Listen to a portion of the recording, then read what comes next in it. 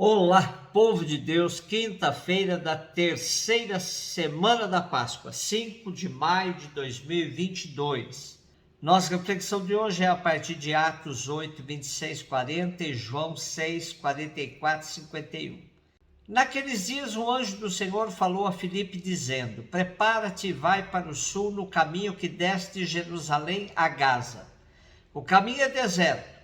Filipe levantou-se e foi. Nisso apareceu um eunuco etíope, ministro de Candace, rainha da Etiópia, e administrador geral do seu tesouro, que tinha ido em peregrinação a Jerusalém. Ele estava voltando para casa e vinha sentado no seu carro lendo o profeta Isaías. Então o Espírito disse a Filipe: aproxima-te deste carro e acompanha-o. Filipe correu, ouviu o eunuco ler o profeta Isaías e perguntou: tu compreendes o que está lendo? O eunuco respondeu: como posso, se ninguém me explica? Então convidou Filipe a subir e a sentar-se junto a ele. A passagem da escritura que o eunuco estava lendo era esta: ele foi levado como ovelha ao matadouro, e qual um cordeiro diante de seu tosqueador, ele emudeceu e não abriu a boca. Eles o humilharam e lhe negaram justiça, e seus descendentes, quem os poderá enumerar? Pois sua vida foi arrancada da terra. E o eunuco disse a Filipe: peço que me expliques de quem o profeta está dizendo isso. Ele fala de si mesmo ou se refere a algum outro? Então Filipe começou a falar e, partindo dessa passagem da Escritura, anunciou Jesus ao eunuco. Eles prosseguiram o caminho e chegaram a um lugar onde havia água. Então o eunuco disse a Filipe: aqui temos água. O que impede que eu seja batizado? O eunuco mandou parar o carro, os dois desceram para a água e Filipe batizou o eunuco. Quando saíram da água, o Espírito do Senhor arrebatou Filipe. O eunuco não o viu mais e prosseguiu sua viagem cheio de alegria. Filipe foi parar em Azoto e, passando adiante, evangelizava todas as cidades até chegar a Cesareia. Sabemos que Lucas recolheu material sobre Jesus para escrever o Evangelho e sobre as primeiras comunidades para elaborar os Atos dos Apóstolos. Em meio às suas fontes, ele tinha algumas tradições sobre os helenistas. No capítulo 6, ele mostrou a escolha de 7 helenistas para cuidar da administração das comunidades deles. Depois mostrou o martírio de Estevão e em seguida dá um destaque a Filipe. A prática dos helenistas é a de missionários peregrinos que, após o anúncio da Boa Nova, batizavam os prosélitos. Lucas também destaca que o Espírito é o protagonista da missão, pois é ele quem inspirou Filipe a acompanhar o carro do etíope. Esse material sobre os helenistas foi usado por Lucas para fazer a transição entre Jerusalém e o ministério de Paulo. Assim fica explicada a continuidade. Filipe age movido pelo Espírito e cumpre a vontade de Deus, deixando claro que nada é de sua iniciativa. Antes de Paulo, portanto, os helenistas já batizavam pagãos. Com isso, estava aberta a evangelização das nações. Etiópia também tem sua significação na época, junto aos gregos, que a tinham em conta como toda a África negra. Na Bíblia, a Etiópia era bem conhecida. Em Isaías, temos que o povo dos etíopes era tido por forte e poderoso.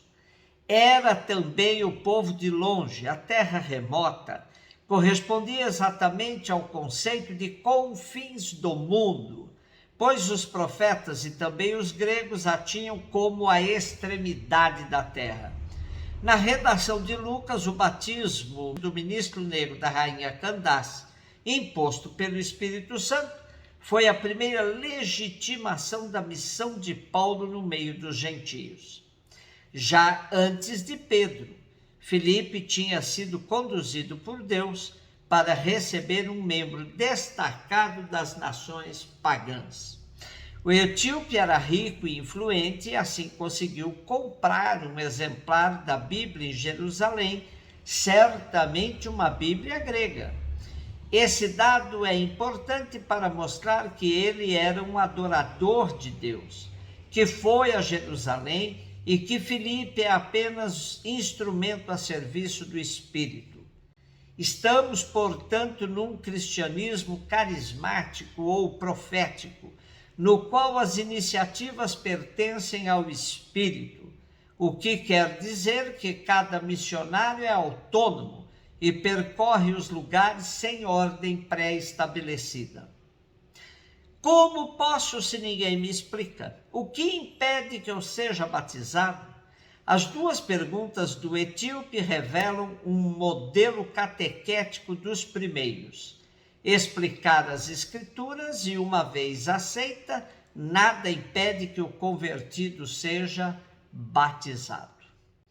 João 6, 44, 51, disse Jesus à multidão: ninguém pode vir a mim se o Pai que me enviou não o atrai, e eu o ressuscitarei no último dia. Está escrito nos profetas: todos serão discípulos de Deus. Ora, todo aquele que escutou o Pai e por ele foi instruído, vem a mim. Não que alguém já tenha visto o Pai, só aquele que vem de junto de Deus viu o Pai. Em verdade vos digo, quem crê possui a vida eterna. Eu sou o pão da vida. Os vossos pais comeram maná no deserto, no entanto morreram. Eis aqui o pão que desce do céu. Quem dele comer nunca morrerá. Eu sou o pão vivo descido do céu. Quem comer deste pão viverá eternamente. E o pão que eu darei é a minha carne dada para a vida do mundo. E Johann Königs nos ajuda a desdobrar esse texto. Diz assim: se alguém vai a Jesus e a ele adere é porque o Pai o atrai e Jesus no fim o ressuscitará. Quando isto acontece, realiza-se a palavra da Escritura: todos se tornarão discípulos de Deus. Quem escuta Deus e dele aprende, vai a Jesus. Discípulo de Deus não significa que tenha visto Deus. Só Jesus, que vem de junto do Pai, é que viu o Pai. Jesus conclui dizendo que o que nele crê tem a vida eterna. Ele é o pão da vida. Retoma o desafio que os judeus lhe apresentaram no início da conversa. Os pais de vocês comeram o maná no deserto, mas morreram. Jesus é o pão que desce do céu para que não morra quem dele comer. Eu sou o pão vivo que desce do céu. Ele não apenas dá a vida, ele a tem em si mesmo. Quem comer deste pão viverá para sempre.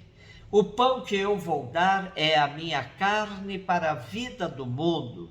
Agora não se trata mais do pão que o Pai dá, mas do pão que Jesus dá, sua carne, sua vida humana, da qual ele vai se despojar para que o mundo tenha vida. Aí, o pão de que Jesus falava significava sua mensagem a respeito do Pai. Agora é focalizado seu ato central, o dom de sua vida, sangue e carne, na cruz. Ora, exatamente nesse momento, Jesus será mais do que nunca mensagem e palavra do Pai. Por isso, podemos afirmar com transparência que nossa fé é cristológica, isto é, centrada em Jesus Cristo. A Ele nós vamos movidos pelo Espírito e por Ele chegamos ao Pai. Em Jesus temos a explicação última de nossa fé. Um beijo no seu coração.